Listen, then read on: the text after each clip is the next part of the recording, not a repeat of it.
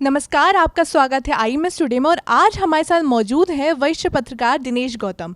वह वर्तमान में टाइम्स नाउ नवभारत के साथ कंसल्टिंग एडिटर के रूप में काम कर रहे हैं। सर, आपका स्वागत है IMS टुडे में। धन्यवाद, बहुत धन्यवाद। सर, आज के समय में न्यूज़ और एंटरटेनमेंट के बीच की रेखा कभी कभी धुंधली हो जाती है, इस पर आपके क्या विचार हैं? न्यूज़ और एंटरटेनमेंट के बीच की रेखा सचमुच पहले के मुकाबले काफ़ी ब्लर है, और उसकी वजह यह है कि आपको GEC के साथ कॉम्पीट करना होता है। न्यूज़ को जनरल एंटरटेनमेंट कैटेगरी के साथ कॉम्पीट करना होता है। रेवेन्यू वाइज अगर मैं आपको समझाऊं तो टेलीविज़न को जो रेवेन्यू आता है एडवर्टीज़मेंट के ज़रिए, उसका बड़ा हिस्सा जनरल एंटरटेनमेंट कैटेगरी जो है GEC उसको जाता है। उसके बाद का हिस्सा न्यूज़ के पास आता है। तो अब अगर रेवेन्यू आपको अट्रैक्ट करना है तो आपको आई बॉल्स अट्रैक्ट करनी है, ज़्यादा व्यूअर्स अपनी तरफ लाने हैं। उसके सिलसिले में कई बार जो न्यूज़ का प्रेजेंटेशन होता है वो हमने ये देखा कि ख़ास तौर से जब आर्थिक उदारीकरण भारत में आया, उसके बाद से आप देखें तो ग्रेजुअली ये प्रेजेंटेशन न्यूज़ का जो है वो उस प्रेजेंटेशन से अलग होने लगा जो हमने शुरुआत में दूरदर्शन जब सिर्फ एक प्लेयर होता था उस दौरान देखा। वो एक दूसरा तरीका था न्यूज़ को प्रेजेंट करने का, और बाद में इसमें तमाम डिफरेंट एलिमेंट्स जोड़े जाने लगे, जिसमें ग्राफिक्स भी था, जिसमें अलग अलग तरीके के इफ़ेक्ट्स थे, ट्रीटमेंट्स थे, और उसका प्रेजेंटेशन भी जो एक प्रेजेंटर होता है वो धीरे धीरे बदलता चला गया। और अगर आप इसके मूल में जाते हैं तो मूल जो इसका रूट कॉज है वो ये है कि you have to compete with the general entertainment category. So you have to given in the given room जो आपको दिया गया है परफॉर्म करने के लिए, उसमें जितना आप एंटरटेनमेंट वाले एलिमेंट्स को भी उसमें डाल सकते हैं, उसके अपने एलिमेंट्स को डिस्टर्ब किए बगैर उसके साथ आप एक्सपेरिमेंट्स करते हैं, और इसीलिए आप देख रहे हैं कि तब्दीली है।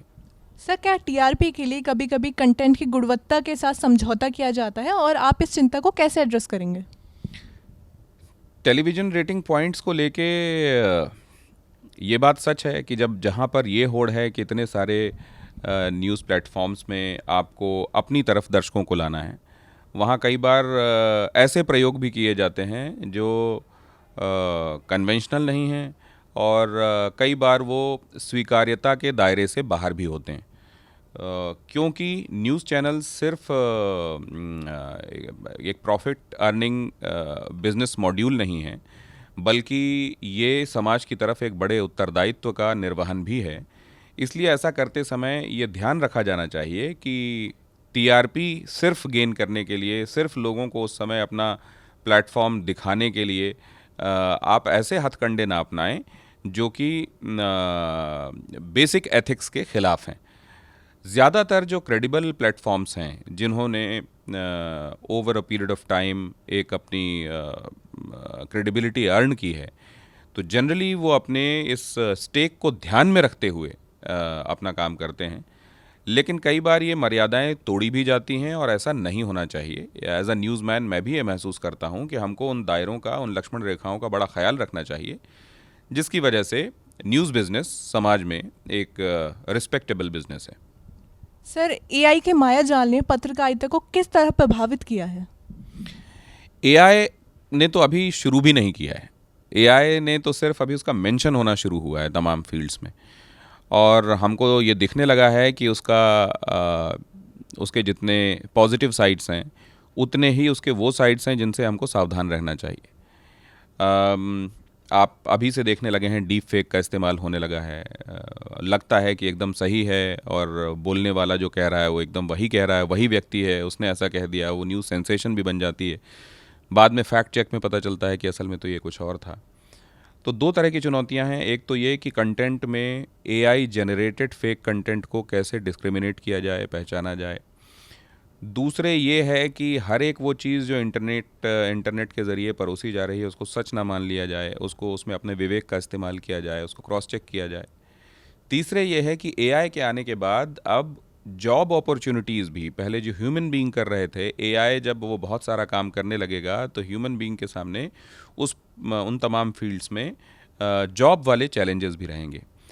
इसका एक ही तरीका है कि इससे पहले कि शेर आपको खाए आप शेर की सवारी कर लें। इसका मतलब ये है कि एआई आके आपको जॉबलेस करे उससे पहले एआई में आप अपने आप को इतना ट्रेन कर लें कि एआई रिलेटेड अपॉर्चुनिटीज़ जब आएँ तो आप उसके लिए इक्विप्ड रहें। तो मुझे लगता है कि वो लोग जो एआई को पहले से इस घोड़े में बैठ के इसकी लगाम को पकड़ लेंगे, they will be able to make the most of it. Sir आप अपने आने वाली नई फिल्म के बारे में हमें कुछ बताइए।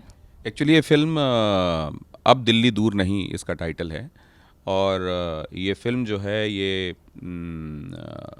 बीते वर्ष रिलीज़ हुई है।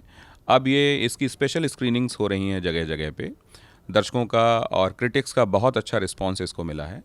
इसका जो नटशेल में कहानी है वो ये है कि कैसे कोई एक व्यक्ति जो कि किसी एक ऐसे परिवेश से आता है जिसको हम मॉडर्न नहीं कहते, आधुनिक नहीं कहते, जहाँ उतना एक्सपोजर नहीं है। बिहार के एक छोटे से गांव से आने वाला एक लड़का जो आईएएस का एस्पिरेंट है, दिल्ली में आने के बाद तमाम बाधाओं और तमाम तरह के भटकावों से, लालचों से गुज़रते हुए कैसे अपने आप को अपने गोल की तरफ ओरिएंटेड रखता है, और क्या वो अपना गोल अचीव कर पाता है या वो डिविएट हो जाता है और इसको खाली हाथ जाना पड़ता है।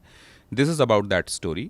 सो it is relevant to each and everybody who is basically aspiring to become somebody, whether an IAS or some other professional who has really got the abilities to leave behind a mark in the particular field.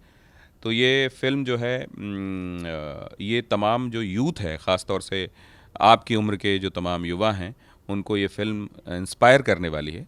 और ये OTT platforms में भी अब available होगी, शेमारू समेत कई platforms में, तो आप लोग ये देख सकते हैं।